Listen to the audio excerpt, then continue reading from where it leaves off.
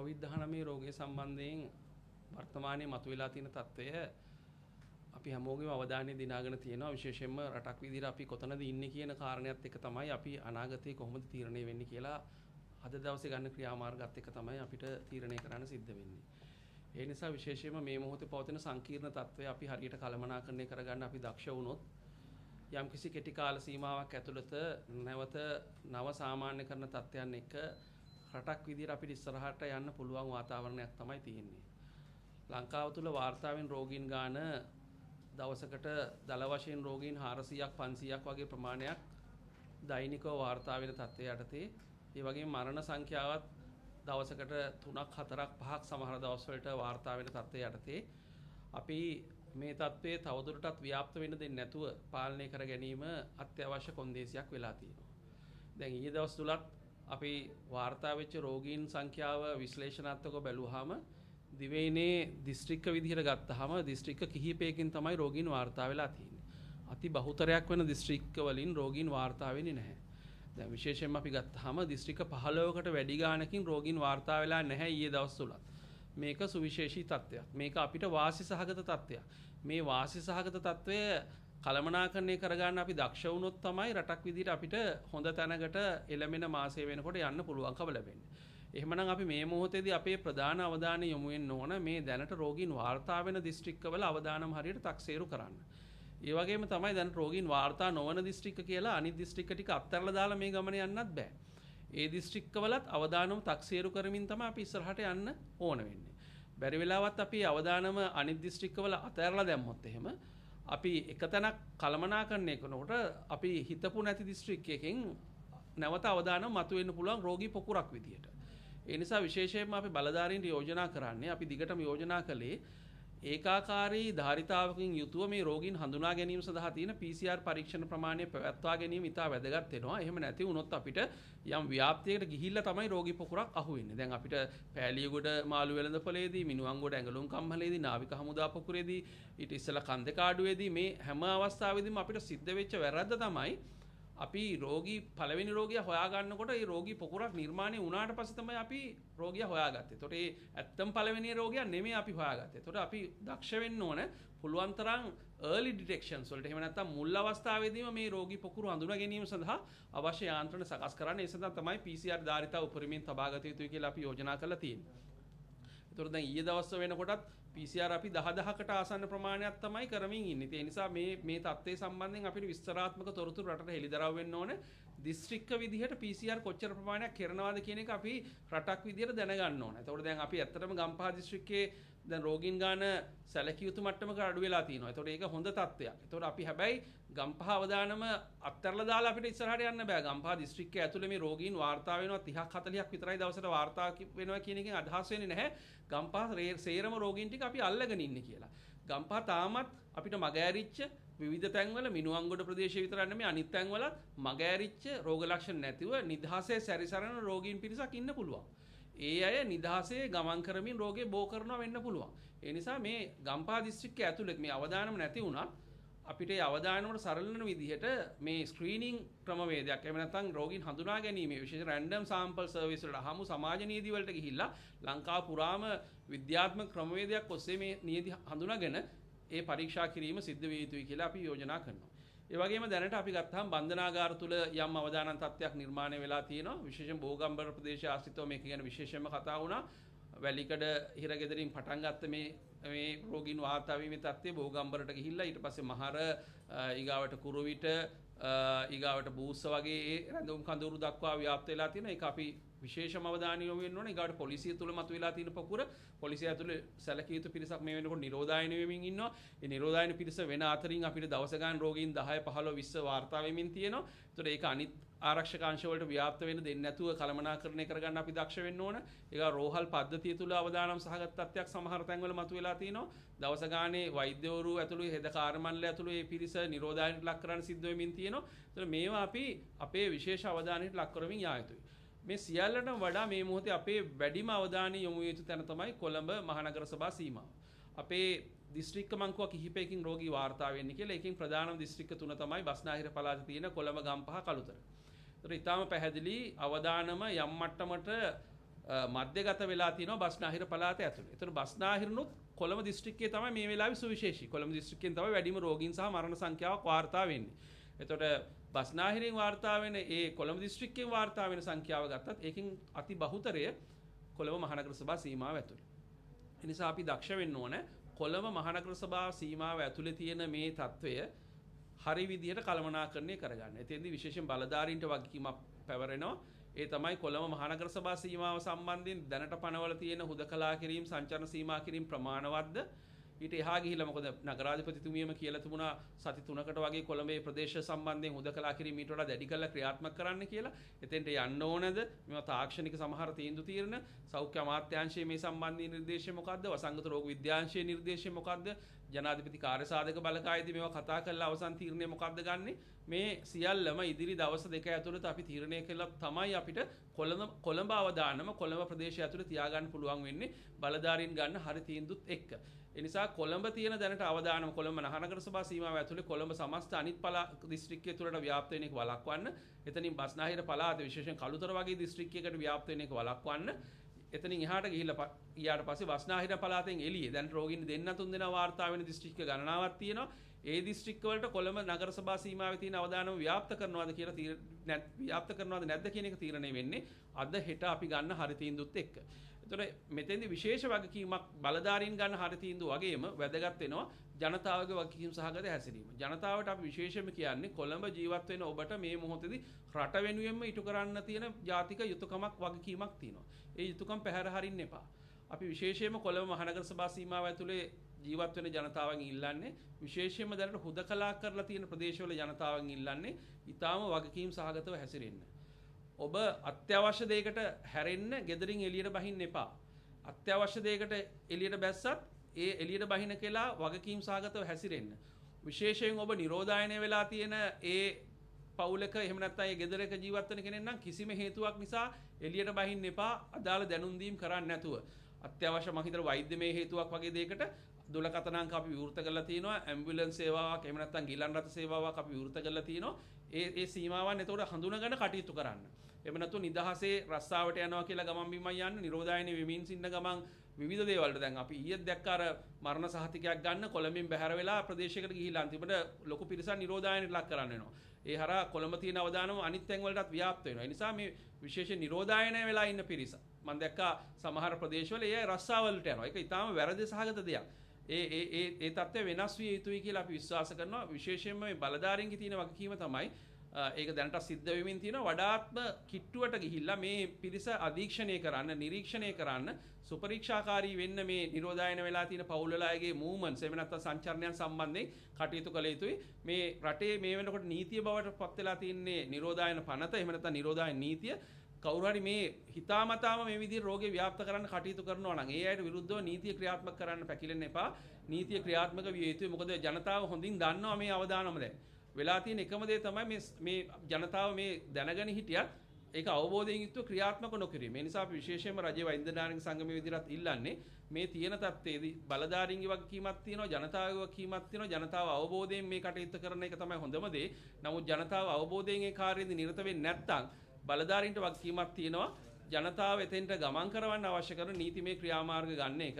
එතෙන්දී විශේෂයෙන්ම රජයේ වෛද්‍යනාරික සංගමයේ විදිහට මේ අවදානම sannivedanaya කරන්න අපිට දෙන්න පුළුවන් උපරිම දායකත්වය අපි දෙන්න ලෑස්ති. ඊළඟ කාරණේ තමයි මේ ඊයේ දවසේ ඉඳන් අපිට අලුත් පරීක්ෂණයක් අපේ විශේෂ රාජ්‍යාංශයේ ආයතන වලට ලැබෙනවා. ඒ තමයි රැපිඩ් ඇන්ටිජන් ටෙස්ට් එක. එහෙම නැත්නම් ෂණික එහෙම නැත්නම් කඩිනම් ප්‍රතිදේහ ජනක පරීක්ෂාව. එතකොට මේ පරීක්ෂාව සම්බන්ධයෙන් අපි කාලයක් තිස්සේ බලාගෙන හිටියා මාර්ගෝපදේශයක් නිකුත් විය යුතුයි කියලා. ඒ මාර්ගෝපදේශ දැන් නිකුත් වෙලා තිනවා. ඒ සම්බන්ධයෙන් අපි බලධාරීන්ට ස්තුතිවන්ත වෙනවා. මේ මාර්ගෝපදේශය ඇතුලේ තියෙන විදිහට වැඩ කටයුතු කිරීම දැන් අපි හැමෝගෙම වගකීමක්. ඒ නිසා විශේෂයෙන්ම මේ මාර්ගෝපදේශයේ සඳහන් කරලා තියෙන ප්‍රායෝගික කාරණා තියෙනවා.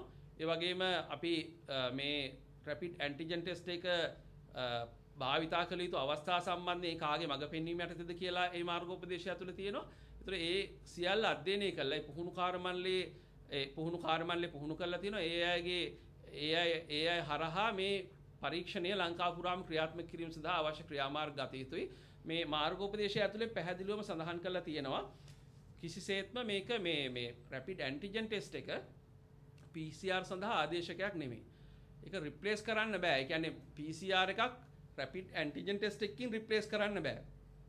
ඒක සප්ලිමන්ටරි ටෙස්ට් එකක්. එහෙම නැත්නම් අතුරු පරීක්ෂණයක් විදිහට තමයි. එහෙම නැත්නම් අර PCR එකත් එක්ක ඒකාබද්ධව කළ හැකි වෙනත් සමහර තැන්වල විකල්පයක් විදිහට භාවිතා කළ හැකි පරීක්ෂණයක් විදිහට. දැන් උදාහරණ විදිහට අපිට අවදානම් ප්‍රදේශයක උනත් දැන් අපි ඊයේ දවසේ දැක්ක පළවෙනියට මේක ආරම්භ වුණා මෝදර ප්‍රදේශයේ තට්ටු නිවාස ඒ සංකීර්ණයක. එතෙන්දි සාම්පල් 50ක වගේ ප්‍රමාණයක් අරන් තිබුණා. ඒ 50න් 4ක් විතර තමයි පොසිටිව් වෙලා තිබුණේ. ඒතකොට දැන් 4ක් පොසිටිව් වුණාම එහෙනම් ඉතුරු 46 දෙනාට නිදහසේ ගමන් කරන්න පුළුවන්ද? ඒ 46 දෙනා ගැන මුකුත් හොයන්න බලන්න ඕනේ නැද්ද කියන ප්‍රශ්නේ එනවනේ. උත්තරේ තමයි ඉතුරු 46 දෙනාට PCR කරන්න ඕන. මේ පොසිටිව් වෙච්ච 4 දෙනාට ආයි PCR කරන්න ඕන. ඒගොල්ලෝ පොසිටිව්ම තමයි. මේ රැපිඩ් ඇන්ටිජන් ටෙස්ට් එක පොසිටිව් වෙන්න නම් ලොකු වෛරස් සාන්ද්‍රණයක් තියෙන්න ඕනේ. ඒතකොට මේ ලොකු වෛරස් සාන්ද්‍රණය තිබිච්ච 4 දෙනෙක් අර 50 ගොඩෙන් හම්බුණා. ඒතකොට ඉතුරු 46 දෙනා එහෙමනම් කිසි ප්‍රශ්නයක් නැද්ද? ඒගොල්ලෝ නෙගටිව්ද කියන එකට උත්තරේ නෑ. එහෙම කියන්න බෑ. ඒ අයට PCR එකක් කරන්න ඕන අනිවාර්යයෙන්. ඒ හින්දා තමයි මේ මාර්ගෝපදේශය ඇතුලේ පැහැදිලිවම කියලා තියෙන්නේ රැපිඩ් ඇන්ටිජන් ටෙස්ට් එක කළත් අනිවාර්යයෙන්ම PCR එකක් එක ඒකාබද්ධව කළ යුතුයි. ඒ දෙක සමපාතව කළ යුතුයි. එතෙන්දී පොසිටිව් වුණොත් එහෙම PCR එක අපිට අහක දාන්න පුළුවන්. නෙගටිව් වුණොත් එහෙම PCR එක ප්‍රොසීඩ් කරන්න ඕනේ. يعني PCR පරීක්ෂණේ අකණ්ඩව ඉස්සරහට ගෙනියන්න ඕනේ. ඒතකොට PCR එකෙන් තමයි අපිට යම් මීට වඩා සංවේදී විදිහට රෝගීන් පිරිස හරියටම ඉලක්ක සහගතව කියන්න පුළුවන්කම ලැබෙන්නේ. ඒ නිසා මේ පරීක්ෂණය මේ මොහොතේදී රටට වැදගත් වෙන අවශ්‍ය දෙයක්. මොකද යම් ප්‍රදේශයක රෝග ව්‍යාප්තිය ලොකු සංඛ්‍යාත්මක අගයක් දක්වා යනවා නම් කියන්නේ ලොකු ප්‍රිවලන්ස් එකක් තියෙනවා නම් කියන්නේ ලොකු රෝගීන් ප්‍රමාණයක් පොඩි ජනගහනයක් ඇතුළේ වාර්තා වෙනවා නම් ඒ වගේ තැන් සඳහා සුදුසුම පරීක්ෂණයක් තමයි මේ රැපිඩ් ඇන්ටිජන් ටෙස්ට් එක. මොකද රැපිඩ් ඇන්ටිජන් ටෙස්ට් එක හරහා බොහොම ෂණිකව ප්‍රතිඵල ගන්න පුළුවන්. පැය භාගයක් වගේ උපරිම කාලයක් ඇතුළත අඩු මුදලකින් ගන්න පුළුවන්. ඊගාවට තැන් වලට අරන් යන්න ඕනේ නැහැ. ශේෂ්ත්‍රයේ තුලදීම පරීක්ෂණයේ ප්‍රතිඵල ගන්න පුළුවන්. ඒතර මේ වාසිත් එක්ක අපි මේ විශේෂයෙන් බන්ධනාගාරයේ පොකුර වගේ එහෙම නැත්නම් මැද කොළඹ ප්‍රදේශයේ මේ ලොකු අර නිවාස සංකීර්ණවල වගේ රෝගේ ව්‍යාප්ත වෙන අවස්ථාවලදී ඊගාවට රැඳවුම් මධ්‍යස්ථාන වගේ අර තදබදයක් තියෙන තැන්වල රෝග ව්‍යාප්තියක් වෙන තැන්වලදී එහෙම නැත්නම් ප්‍රිවලන්ස් එක 10%කට වඩා එහා පැත්තේ මට්ටමේ තියෙන තැන්වලදී විශේෂයෙන්ම අපිට වැදගත් වෙනවා රැපිඩ් ඇන්ටිජන් ටෙස්ට් එක අපි ළඟ තියෙන එක. ඒක දැන් අපි ළඟ තියෙනවා. ඒ වැලිඩේට් කරපු ඒ ටෙස්ට් කිට්ස් පාවිච්චි කරන්න මේ වෙනකොට සෞඛ්‍ය අමාත්‍යාංශයේ රාජ්‍යාංශය සඳහා අවසර දීලා තියෙනවා. ඒ තත්ත්වයේ යටතේ රෝග තත්ත්වය අනාගතයේදී වඩා ප්‍රශස්ත ලෙස කළමනාකරණය කරගන්න මේක අපිට උදව් වෙයි කියලා අපි විශ්වාස කරනවා. ඒ වගේම කිසිසේත්ම මේ ඇන්ටිජන් ටෙස්ට් එක හඳුන්වා දීම හරහා PCR අධෛර්යයට පත් කරන්න. එහෙම නැත්නම් PCR කරන ප්‍රමාණය අඩු කරන්න ලැබිච්ච ලයිසන් එකක් විදිහට පාවිච්චි නොකළ යුතුයි මේ ඇන්ටිජන් ටෙස්ට් එක. දැන් කෙනෙක් හිතන්න පුළුවන් දැන් සමහර ජාතික පුවත්පත් පවා මම දැක්කා පහුගිය සතියන්තයේ වාර්තා කරනවා PCR වල වියදම 3න් 1කින් අඩු කරගන්න පුළුවන් ඇන්ටිජන්. නෑ එහෙම වෙන්නේ නෑ. මොකද මේ PCR රිප්ලේස් කරන්න නෙමෙයි ඇන්ටිජන් ටෙස්ට් එක ඇවිල්ලා තියෙන්නේ. PCR එකට අමතරව සප්ලිමන්ටරි ටෙස්ට් එකක් විදිහට තමයි ඇන්ටිජන් ටෙස්ට් එක ඇවිල්ලා තියෙන්නේ. ඒ නිසා කිසිසේත්ම වරදව වටහා ගන්න එපා. අපි බලධාරීන්ට යෝජනා කරනවා ජාතික මාර්ගෝපදේශ සඳහන් වෙලා තියෙන පරිදි මේක කරන්න. මේකට නිදහසට කාරණයක් බවට පත් කරගන්න එපා. PCR ධාරිතාව අඩු කරගන්න. දැන් PCR අපේ කැපැසිටි එක 12000 13000 මට්ටමට අපි මුල් ඒරියාව රසායනාගාර නැතුවත් කළානේ. ඒ නිසා අපි දැනටත් යෝජනා කරන්නේ ඒ ධාරිතාව පවත්වා ගන්න. නමුත් අපිට ඒක පේන්නේ නැහැ. මොකද ඊයේ දවස්වල 10000කට පොඩ්ඩක් වැඩි ගාණක් තමයි කරලා තියෙන්නේ. ඒකට තාම මුල් ඒරියාව රසායනාගාරයේ යථා තත්ත්වයටපත් උන්නේ නැද්ද? ඒ රියේජන්ට්ස් ටික ආවේ නැද්ද? අපි දන්නේ නැහැ ඒ තොරතුරු. නමුත් අපි විශේෂයෙන් බලධාරීන්ට කියන්නේ මේ ප්‍රායෝගික ගැටලු මගහරවගෙන අර අහඹු සමාජ නියදි වලට අඩුම ගානේ දවසකට 3-4000ක ප්‍රමාණයක්වත් සමාජ නියදි සඳහා වෙන් කළා මේ ක්‍රමවේද ඉස්සරහට ගෙනියන්න. එහෙම වුණොත් තමයි අනාගතයේ තියෙන අවදානම අපිට අඩු කරගෙන යන්න පුළුවන් වෙන්නේ.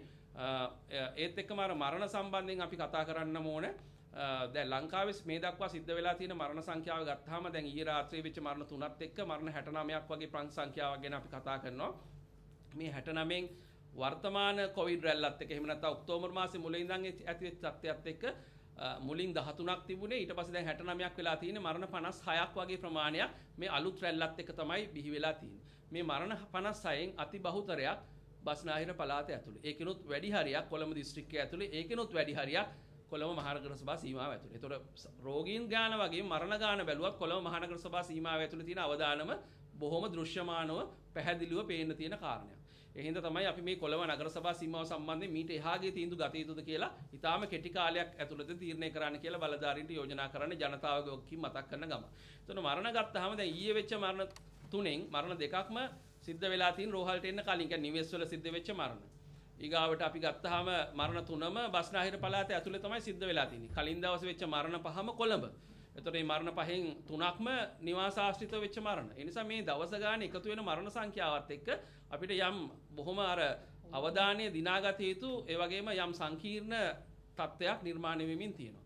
විශේෂයෙන් මේ මරණ හැම එකක්ම වගේ අපිට පේන තියෙන දේ තමයි බෝ නොවන රෝග. ඒ කියන්නේ බෝ නොවන රෝගවල සංකූලතා එක්ක මේ මරණ සම්බන්ධ වෙනවා. කියන්නේ ඍජු ලෙසම කොවිඩ් නිසා වෙච්ච මරණ අඩුයි. නමුත් අර කොවිඩ් නිසා අර අනිත් බෝ නොවන රෝගවල තත්ත්වයන් සංකූලතා තීව්‍ර වීම හරහා මරණයටපත් වීම තමයි ගොඩක් වෙලාවට අහන්න දකින්න ලැබෙන්නේ.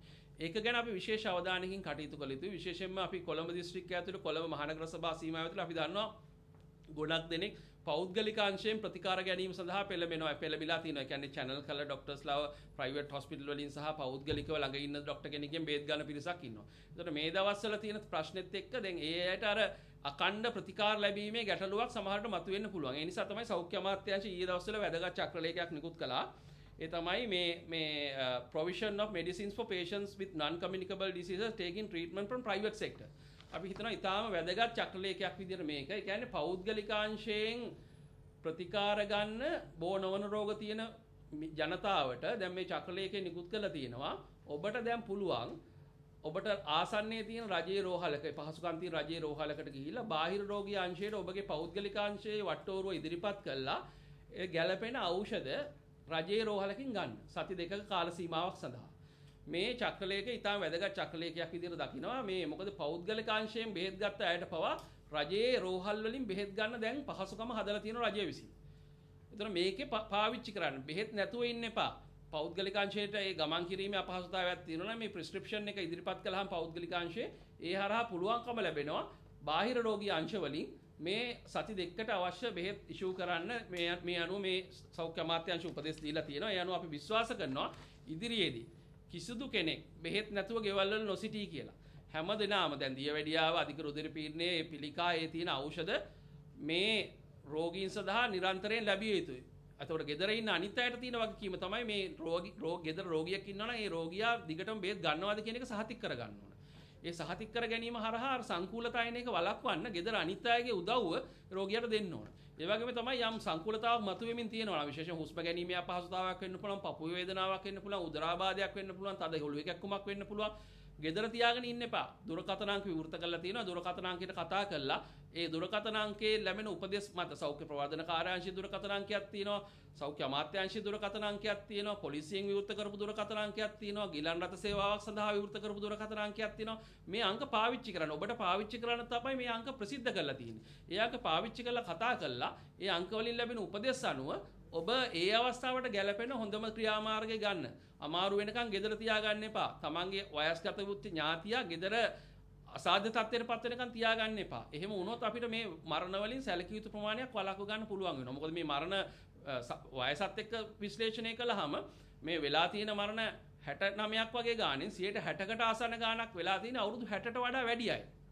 ඒතොර අනිත් පැත්තෙන් හැබැයි අපිට යම් අවදානමක් තියෙන බව පේනවා. අර මැදි වයස සඳහා මේක ව්‍යාප්ත වෙන්නේ. මොකද 40ක් ඒ කියන්නේ අනිත් පැත්තෙන් ගත්තාම 60ට අඩු අය තමයි 40ක් මැරිලා තියෙන්නේ. එතකොට මෑත කාලීන ප්‍රවණතාවය අපි දැක්ක විශේෂයෙන් අවුරුදු 40 50 අතර කිහිප දෙනෙක්ම මරණයට පත් වෙන අවස්ථාවල්. ඒ කියන්නේ මැදි වයසේ. ඒ නිසා ඒ ට්‍රෙන්ඩ් එක එහෙම නැත්නම් මේ රටාව අපි අධ්‍යයනය කරමින් රටක් විදිහට ඉස්සරහට ගමන් කළ යුතුයි. මරණ වළක්වන්න කිසිසේත්ම මේ නිවෙස්වල මැරණ එක අපි ඉඩ දීලා බලාගෙන ඉන්න අවශ්‍ය නැහැ. බලධාරීන් විදිහට ඒකේ වගකීමක් තියෙනවා මේ මරණ වළක්වන්න අපිට මොනවද ගන්න පුළුවන් ක්‍රියාමාර්ග කියලා. එතකොට එක පියවරක් විදිහට තමයි ඊයේ දවස් චක්‍රලේඛය නිකුත් කළා තියෙන එක අපි අගය කරනවා. බාහිර රෝගී අංශ වලින් දැන් පෞද්ගලික අංශයේ ප්‍රතිකාර ගත්ත අයට බෙහෙත් ගන්න පුළුවන් වීම ගැන. ඒ වගේම තමයි මේ නිවෙස්වල ඉන්න අයට ලොකු වගකීමක් තියෙනවා මේ තත්ත්වය වළක්වා ගන්න. ඒ වගකීම් සහගත හැසිරීමෙන් ඔබ රටට දායකත්වය දෙන්න. ඒ හරහා බස්නාහිර දැනට තියෙන විශේෂයෙන් කොළඹ නගර සභා සීමාව ඇතුළත තියෙන අවදානම රට පුරා ව්‍යාප්ත කරන්නේ නැතුව ඊට ගැළපෙන විදිහට වගකීම් සහගතව හැසිරෙන්න කියන පණිවිඩය ජනතාවට දෙන්න ඕනේ. ડોක්ටර් මේ වෙද්දී වාර්තා වෙනවා මිනුවන්ගොඩ පොකුරෙන් මේ වෙද්දී මේ ආසාදිතයන් වාර්තා වෙන්නේ නැහැ. මේක යම් ගුණාත්මක තත්ත්වයක් නේද? පැහැදිලිවම. දැන් අපි හොඳ පැත්ත අනිවාර්යෙන් කතා කළ යුතුයි. දැන් සමස්තයක් විදිහට අපේ රටේ වාර්තා වෙච්ච රෝගීන්ගෙන් 68ක් 70ක් විතරම ප්‍රමාණයක් සුව වෙලා ගෙදර ගිහිල්ලා. ලෝකේ ගොඩක් රටවල් වල එහෙම නැහැ. ඒක අපි රටක් විදිහට අපේ පද්ධතියේ ධාරිතාව පිළිබඳ අපි ලොකු ඇගීමක් කළ යුතු අවස්ථාවක්. මොකද මේ ආරම්භයේදී අපිට ගොඩක් දෙනෙකුට තිබිච්ච අත්දැකීම තමයි අපිට යම් අපේ ධාරිතාව සීමා සහිතයි කියන එක අපි හැමෝම පිළිගන්න එපා. අපේ රටක අපේ ICU බෙඩ් සීමා සහිතයි, අපේ පුහුණු කාර්යමණ්ඩල සීමා සහිතයි, අපේ ඇඳන් ගාන, රෝහල් ගාන මේ සේරම සීමා සහිතයිනේ.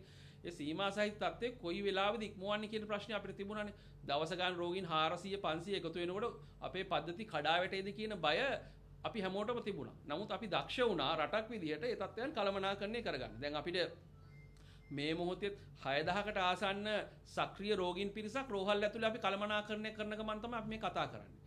ඒතකොට 12000කට වැඩි පිරිසක් හොඳ කරලා ගෙදර යවලා. ඒතකොට ඒ නිසා අපි ඒ රෝගී ප්‍රතිකාර පැත්තෙන් අපේ පද්ධති බිඳ වැටෙන්න දෙන්නේ නැතුව දැන් ඔබ දැක්කා ඊයේ දවස්වල ඇමරිකා එක්සත් ජනපදයේ එංගලන්තයේ ප්‍රංශය වගේ රටවල්වලත් කිලෝමීටර් ගණන් දී වෙන වාහන පෝලිං රෝහල් ගත වෙන්න මිනිස්සු බලාගෙන ඉන්නවා වාහන වලට වෙලා. ඒක තමයි PCR එකක් කරගන්න දවස් 2-3 බලාගෙන ඉන්නවා ඒ දියුණුවයි කියන රටවල් වල. ඊගාට අපේ රටේ නිරෝධායනය සම්බන්ධයෙන් ගත්තත් අපි අනිත් රටවලට ආදර්ශයක් දීලා තිනවා. විශේෂයෙන් නිරෝධායන වෙන පවුල් වල රුපියල් 10000ක බඩු මල්ලක් දෙන්න. ඊගාවට මේ හුදකලා කර ප්‍රදේශවල ආදායම වෙච්ච රුපියල් 5000 දෙන්න. මොකද මේ ආර්ථික සවිබල ගැන්වීම මේ ලෝක සෞඛ්‍ය සංවිධානය පවා කියනවා.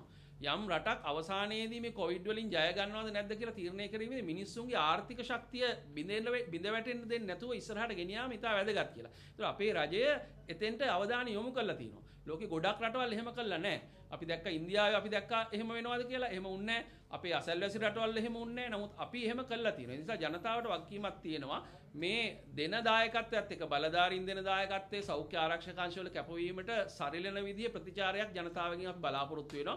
ඒ වගේ ඔබ කියපු පරිදි ගම්පහ ප්‍රදේශය අවදානම මේ වෙනකොට සැලකිය යුතු මට්ටමට අඩු වෙලා තියෙනවා.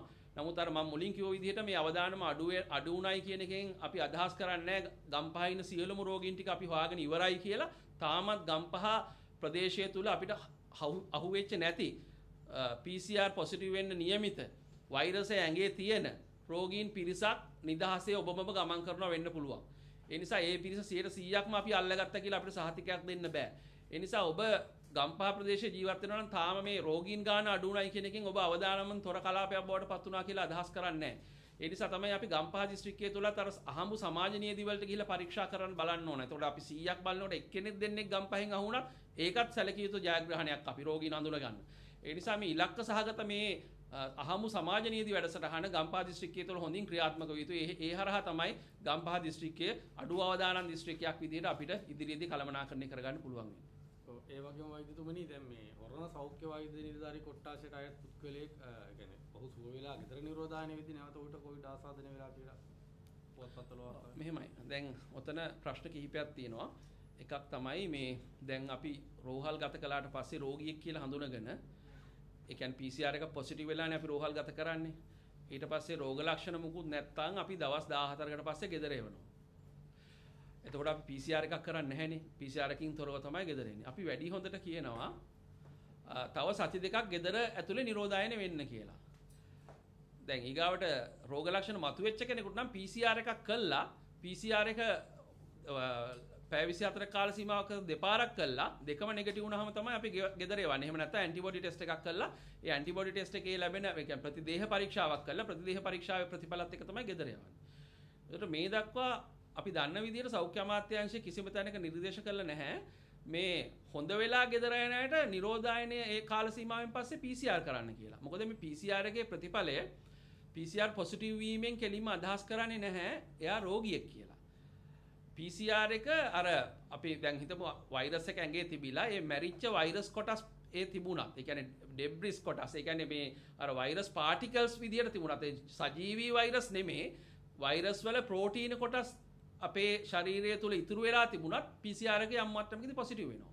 ඒ නිසා විශේෂයෙන්ම නිර්දේශ කිරීම වෙන්නේ නැහැ සාමාන්‍යයෙන් මේ රෝගීන් ගෙදර ආවට පස්සේ දවස් 14න් පස්සේ නැවත PCR කළ යුතුයි කියලා. ඒ නිසා ඇත්තටම මේ වෙලාවේදී කරනවා නම් අපි කරන්න හොඳ දේ තමයි ඇන්ටිබොඩි ටෙස්ට් එකක්. එහෙම නැත්නම් ප්‍රතිදේහ පරීක්ෂාවක් තමයි කරන්න ඕනේ. එතෙන්දී අපිට නිශ්චිත රෝගේ හොඳ වුණාද කියන එක සම්බන්ධව අවබෝධයක් ගන්න පුළුවන්. නමුත් අපි තාම අපිට ලංකාව තුළ ප්‍රතිදේහ පරීක්ෂාවන් එහෙම නිදහසේ කරන්න හැකියාවක් නැති තත්ත්වයකට තමයි එහෙම වෙන්නේ. ඒ නිසා කවුරුවත් මේ සම්බන්ධයෙන් අනවශ්‍ය බයක් කලබලයක් ඇති කරගත්තොත් නෑ. මොකද ගෙදර වෙලා හොඳ වෙලා එන හැමෝටම PCR එකක් එහෙම කරන්න කියලා කිසිම අවස්ථාවකදී මම දන්න තරමින් සෞඛ්‍ය අමාත්‍යාංශය කියලා නෑ. ඒ නිසා අනවශ්‍ය කලබලයක් ඒ හර ඇති කරගත යුතුයි නැහැ. ඇත්තම රෝගීන් නෙමෙයි මෙතෙන්දි හම්බ වෙන්නේ. ඒ අය අර ඇඟේ තිබිච්ච වෛරස් කොටස් තමයි මේ පොසිටිව් වෙන්නේ. අවසානයේදී ලෝකේ අනිත් රටවල්වත් මෙහෙම වාර්තා සිද්ධ වෙනවා. ඇන්ටිජන් පරීක්ෂණ කට්ටල රජයේ රෝහල් වලට බෙදී යාම සම්බන්ධයෙන් රජයේ වෛද්‍ය නිලධාරීගේ සංගමයේ සැහැමීමටපත් වෙනවා. ඔව් මං හිතන්නේ දැන් මම දැක්කා පෙරේද නැත්තම් පළමුදා වෙනකොට රසායනාගාර අධ්‍යක්ෂකතුමා ලිපියක් මගින් දැනුම් දීලා තිබුණා මධ්‍යම ඖෂධ ගබඩාවට 1000 ස්ටොක්ස් 42ක් වගේ මට රෝහල් ස්ථාන 42ක් වෙත බෙදා හරින්න කියලා ආරම්භක පියවරක් විදිහට මේ අලුත් පරීක්ෂණයක් මේ ආරම්භ වෙන්නේ. ඒතර අලුත් පරීක්ෂණයේදී අපි නිදහසේ හැමතැනම මේක කරන්න බෑ. යම් පාලිත තත්ත්වයන් යටතේ තමයි මේ කරන්න ඕනේ. ඒතර විශේෂයෙන් වෛරස් වේදේ පිළිබඳ විශේෂඥ වෛද්‍යවරයෙක්ගේ, ශුද්ධ ජීව පිළිබඳ විශේෂඥ වෛද්‍යවරුන්ගේ, ඊගාවට ප්‍රජා සෞඛ්‍ය විද්‍යාව පිළිබඳ එහෙම නැත්නම් වසංගත රෝගය පිළිබඳ ඒ වෛද්‍යවරුන්ගේ අධීක්ෂණය යටතේ පුහුණු කාර්යමණ්ඩලයක් හරහා තමයි මේක සිද්ධ වෙන්නේ. ඒ නිසා මේ ලංකා පුරාම ව්‍යාප්ත වෙන පරිදි මේක බෙදා හැරලා තියෙනවා. නමුත් ඉදිරියේදී මේ තත්ත්වය තවදුරටත් ව්‍යාප්ත විය යුතුයි කියලා අපි විශ්වාස කරනවා මේ පාවිච්චිය සහ ඒක ලැබෙන ප්‍රතිඵලත් එක්ක. මොකද මේ ගයිඩ්ලයින් එකේම අවසානයේදී කියලා තියෙනවා මේ දැනට අපි ළඟ තියෙන තොරතුරු මත තමයි මේ මාර්ගෝපදේශ නිකුත් කළේ. අද හෙට අලුතෙන් අපි ගන්න දැනුමත් එක්ක ඉදිරි කාලය තුළ මාර්ගෝපදේශය යාවත් කාලින කරන්න බලාපොරොත්තු වෙනවා කියලා. ඒ නිසා ආරම්භයක් විදිහට ගත්ත පියවර සම්බන්ධයෙන් අපි සෑහීමකටපත් වුණත් ඉදිරියේදී මේ සම්බන්ධයෙන් අධීක්ෂණය කළා අවශ්‍ය සංශෝධන කළ යුතුයි කියලා අපිත් විශ්වාස කරනවා.